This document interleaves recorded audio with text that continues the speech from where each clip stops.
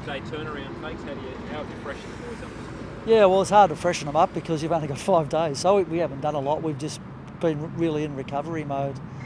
We had a reasonably short hit out yesterday, but the good thing is everyone's recovered well from the game on the weekend. So that's all you can ask for. They're very professional, our players. They do all their recovery things that they do during the week to give themselves the best chance to be in great shape. And to be honest, I mean, Essendon played the day before us. They've had 6 days. They've got to travel. So, it's part and parcel of AFL footy these days. Did you apply anything from the lesson earlier in the year, the Bulldogs into Collingwood game? Yeah, it was a little bit different that though. There was a really hot day in Adelaide, like 34 degrees, and so recovery becomes a little bit more problematic when you're playing a game like that. So we haven't had to deal with that this week. It's been fairly straightforward in that regard, and we've changed our schedule around a little bit. We've done training a little bit differently, so we're hoping that will help us. You never know really, but you try things based on what you learn from a previous experience.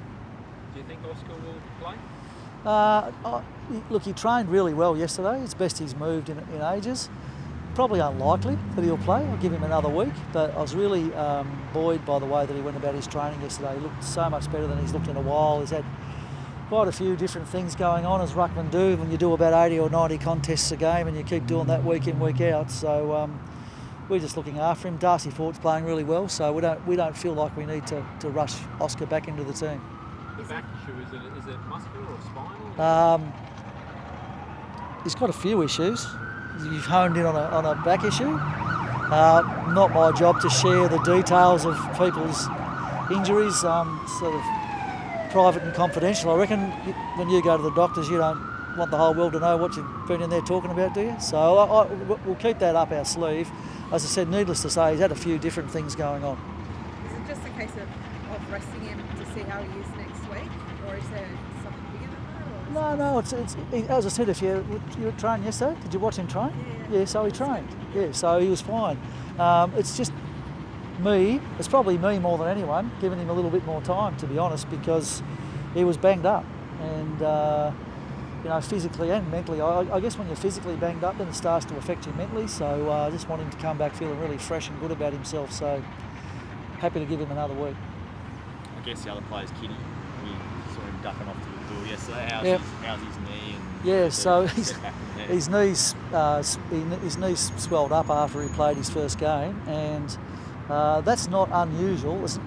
Scans didn't reveal anything. Everything's intact.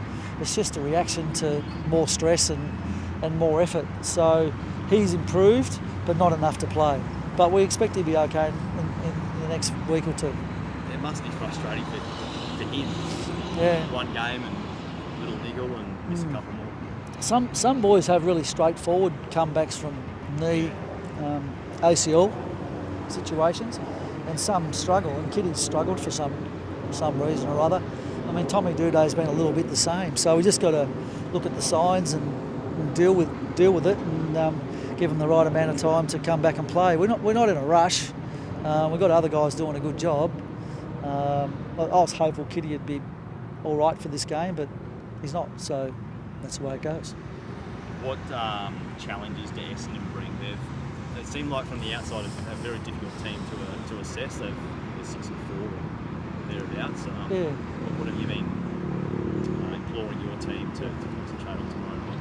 Well, that's the first thing. They're 6-4, so you have to respect them. They're right on the edge of the 8, so that's a good effort given the injuries and things that they've had. So we know they're going to bring everything they've got tomorrow night.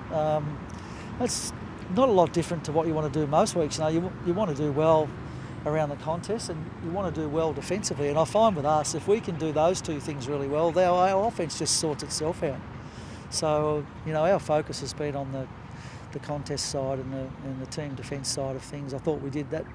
The team defence stuff we did particularly well last week, I'd like to see us continue on with that. Well, we did the contest really well too. So we sort of set a bar for ourselves last week.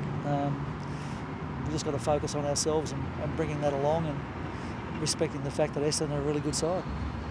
Everyone obviously wants to play well at home, and you obviously have for so long, but dropped a couple this year. Is that a talking point, or is that just something everyone knows without? We talked about it the other day.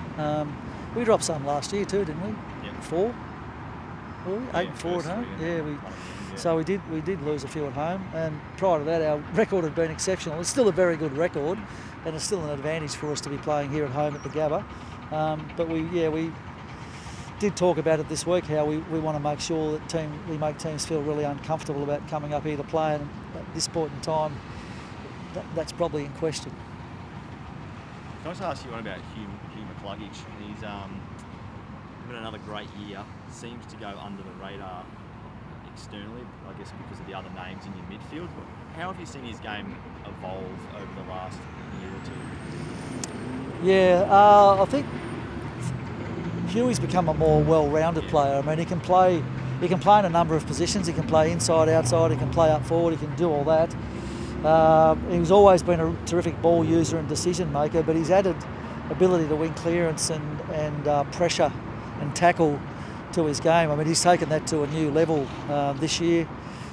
I think he sees that as part of his responsibility as a team leader to bring that, but that's certainly gone through the roof, to be honest, and all credit to him, because he is one of those guys that continually looks for ways to improve. Was that something you guys chatted about like a year or two ago? Yeah. To get inside a bit more? Yeah, we always have those conversations about what's next for you, and he's just one of those blokes that does want to get better all the time and embraces that concept. I think it was really nice to see against the Hawks. Kai Loman looked like he was back to when he was best, and he gave some real energy with that forward line. Pleased to see him sort of get a bit more confidence back. Yeah, I thought he turned the corner a little bit last week. I think he's been putting a lot of pressure on himself, Kai, to get back to the levels that he was at last year, rather than just concentrating on basics. And last week he really focused in on just getting to contests and putting on pressure.